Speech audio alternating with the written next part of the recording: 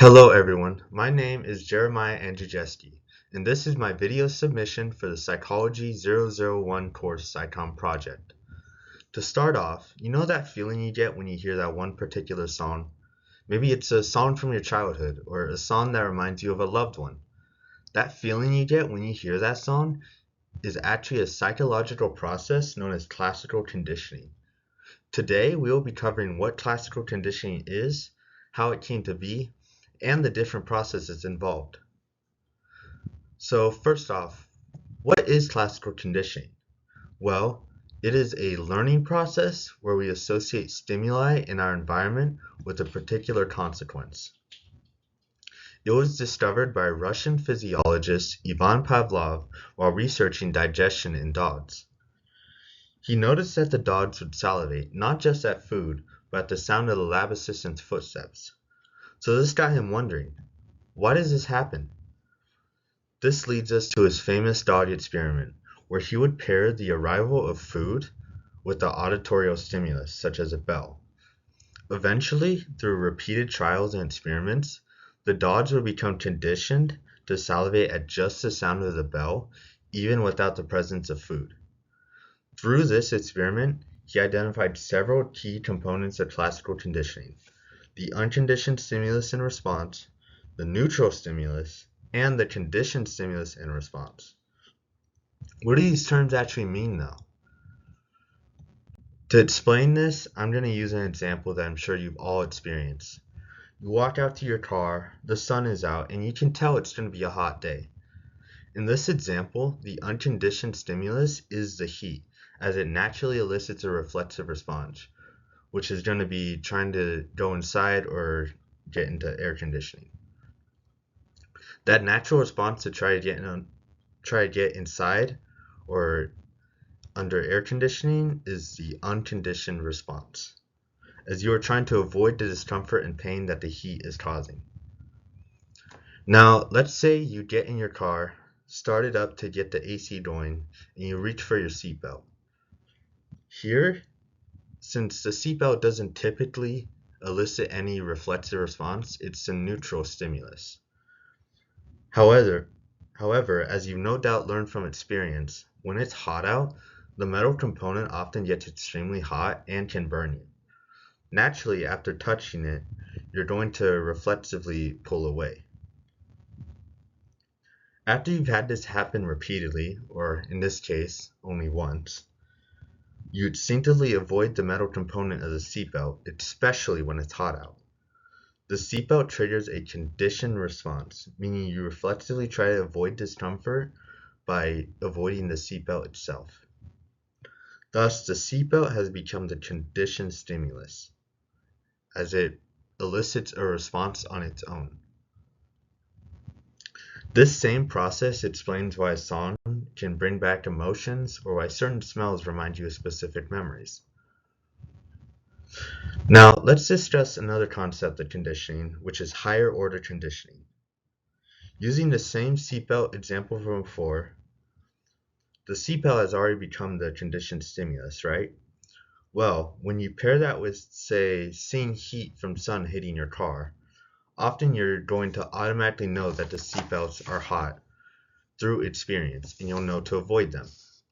The stimulus of seeing heat hit your car has actually become the second order stimulus, as you associate with the hot seatbelt, and it also elicits the conditioned response, which is caution. There are also some general processes of conditioning. First, there's acquisition, which is the initial process of conditioning, where you associate a neutral stimulus with an unconditioned stimulus. So in our seatbelt example, this would be associating the hot seatbelt with the sun outside. We also have extinction and spontaneous recovery, which are actually closely related. Extinction happens when the conditioned stimulus is presented repeatedly without the unconditioned stimulus, leading to the disappearance of the conditioned response. So say you take a trip up to a cold place such as Alaska. After like a couple weeks of having the seatbelt not heat up so that it's burning you. You're not going to associate the seatbelt with being hot, so you're going to lose the conditioned response. However, we also have spontaneous recovery, which occurs if the conditioned response suddenly reappears after extinction. Typically, spontaneous recovery occurs far more rapidly than acquisition as well. So in this case, when you move back to wherever you live, spontaneous recovery would be having the seatbelt get hot again, and you're going to regain that conditioned response of avoidance. There are also two important stimulus-based processes, which are stimulus discrimination, which is where, so in the dog example, when the dog can differentiate between different bells, so the first bell he would associate with the food coming. However, if you play a different bell, the dog would be able to differentiate between that bell and the old bell, and he wouldn't experience a conditioned response. You also have stimulus generalization. So, for example, you have a cat that encounters a snake, right? So that cat might also experience that same reaction towards similar objects, such as a hose or a rope.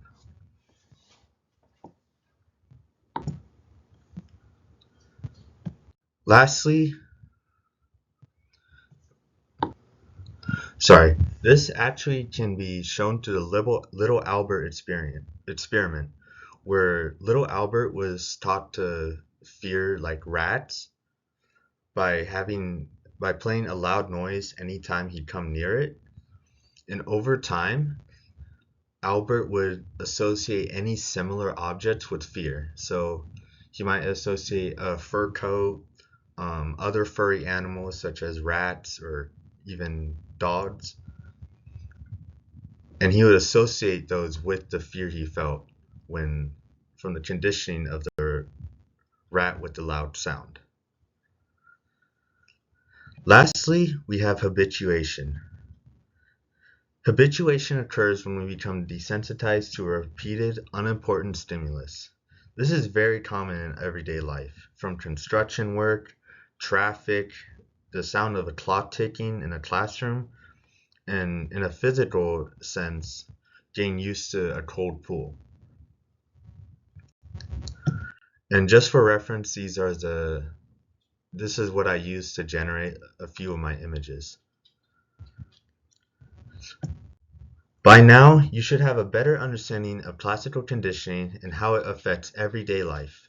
The associations we make with various stimuli shape our behaviors, emotions, and habits. Next time you feel hungry passing a restaurant or react automatically to a familiar sound, think about how classical conditioning is at play. If you have any comments or questions about classical conditioning, please leave them below. Thanks for watching.